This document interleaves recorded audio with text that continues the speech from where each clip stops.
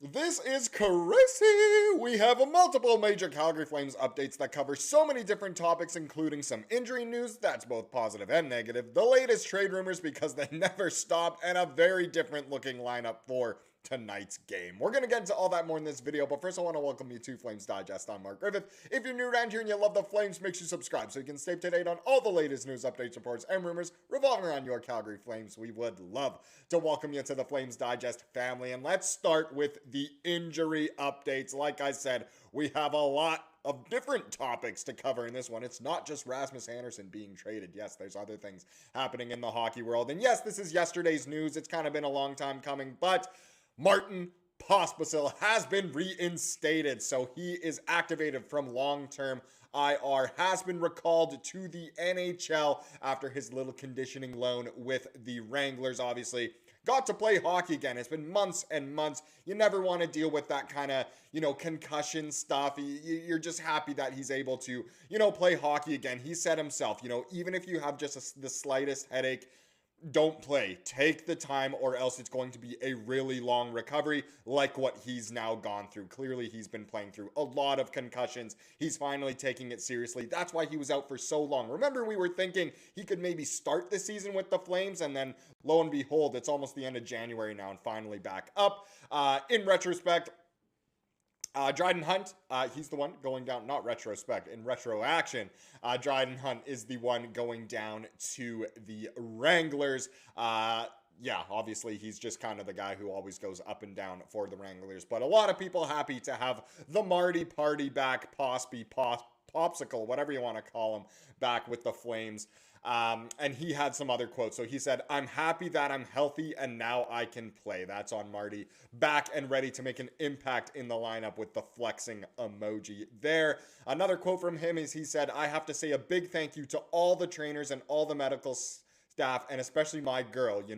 I wasn't easy. A lot of days she didn't see me happy. I'm happy that I'm healthy and now I can play." Yes, it takes a village, especially on the path of recovery, honestly, after an injury, especially something like the head. It has such a physical aspect to it, but also just a major mental aspect to it as well. So glad that he's back, ready to play some hockey. Very happy for him, of course. But yeah, thankful for the trainers, the medical staff, and his girl as well, helping him along that path. Another bit of injury news, that's obviously the positive side. There is a negative side to the injury news, and this one really stings and really sucks. It's that Arizona forward Cullen Potter is expected to be out the rest of the season with an upper body injury. I saw the hit. It didn't look like it would be an awful injury in that way. He kind of the play is slow anyway, and he gets crushed. He gets destroyed.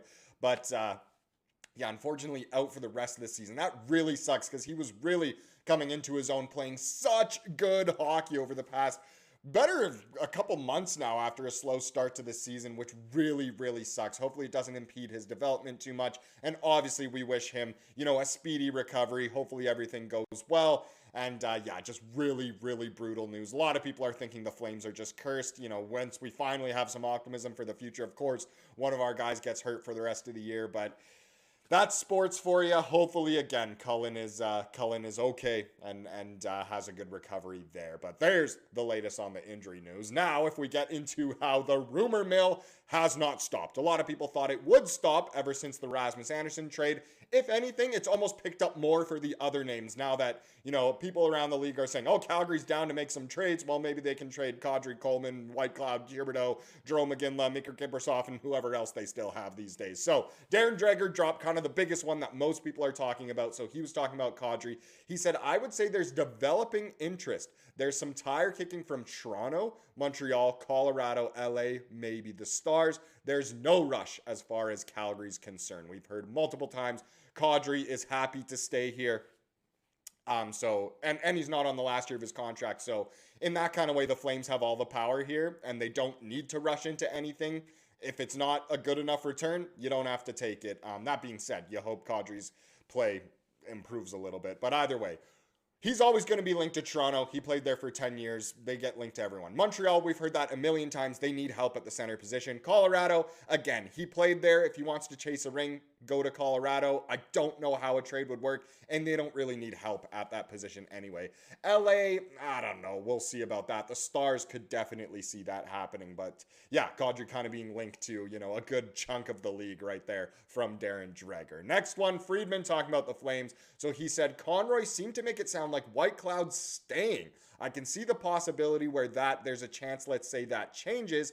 I think there's going to be a lot of interest. The Flames are going to get calls. And that's exactly how it is. We picked up White Cloud, who kind of a direct replacement for Andersson in a way, but he also has trade value, of course. As we know, right-handed defensemen are coveted. He could end up being that way. It sounded like Craig Conroy isn't down to do that right away, but again, it could be mind games behind the scenes of saying, of trying to build his value in that kind of way. Next couple here, so Pagnotta was talking about White Cloud as well. He said, while there are obviously no guarantees a move is made here, I believe Conroy will consider flipping the 29-year-old rear guard. So, exact opposite of what Friedman just said. Who do you take it from? Do you take it from Pagnotta? Do you take it from Friedman? Either way, we know White Cloud is going to generate trade interest. That's just the fact of the matter. Friedman again on White Cloud. He said, if the Flames want to do this, I don't think they're going to have a problem finding interest. For example, if I was the Flames, I might call Boston right away. This is me just spitballing. So it's not, any kind of confirmed rumor. It's just kind of what Friedman's saying. Hey, Boston was clearly in there for a right-handed D-man. They wanted Rasmus Andersson. Didn't work out because there was no extension going to be in place. Hey, White Cloud, he's got a couple more years on his contract. Why not go for him? And yeah, it's not a terrible idea there from the Frege.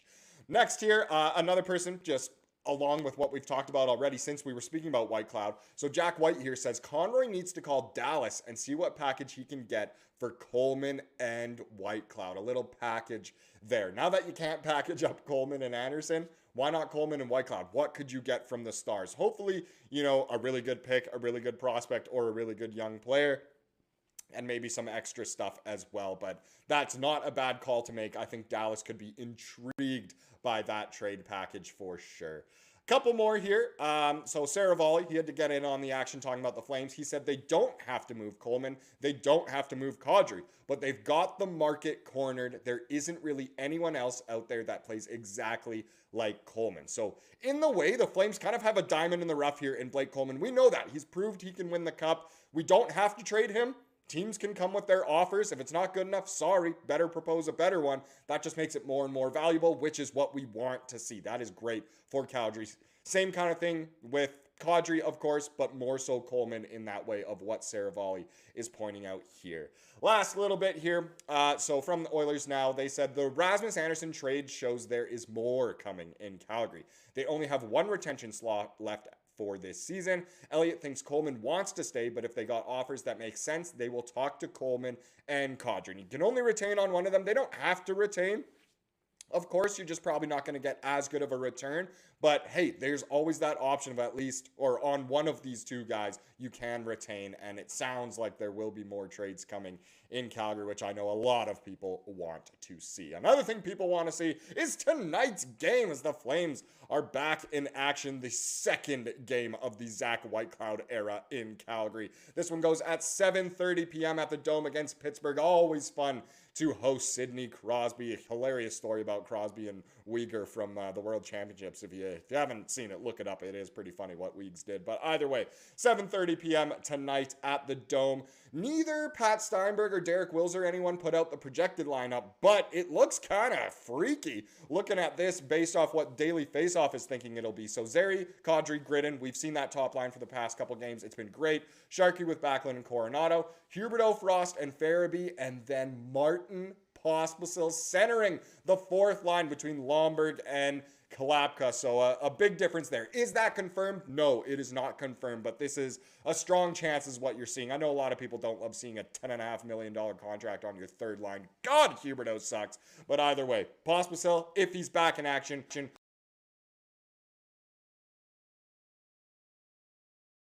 back in. But either way, has my mic been recording? I don't know, I had some technical difficulties with my mic, but I'm re-recording this part. Anyway, if Pospisil is back in action tonight, I'm sure he'll get a standing ovation, or at least a lot of cheers from the Sea of Red back at the Dome. Should be awesome having him play again. Just so happy that his, path to recovery led to this, and obviously it'll be exciting to watch the Marty Party once again. But let's get into the comment of the day to wrap up this video, as we love to do here on the channel. Comes from yesterday's video, of course, and this is a great one here from Amy. Amy says, the better Whitecloud plays, the sooner he will be traded. The demand for right-handed defensemen is very high, with at least 6 teams hunting for one. Most couldn't or wouldn't pay the Andersson price. However, with Whitecloud and a lower piece prospect, we can expect at least a first-round pick, plus who knows, depending on if the team wants salary retention or needs a salary cap dump. We have one more cap space dump slot, so if Kadri or Coleman isn't traded, then Whitecloud will for sure. Very interesting. I don't know if he'll fetch that much, but I certainly hope he does. But I'm sure Conroy will do what is in the best interest for the organization with Whitecloud, Kadri, and Coleman, and everyone else. And yeah, hopefully that goes all well. Thank you so much for watching this video. Please subscribe to what you saw here today, and have a wonderful rest of your day.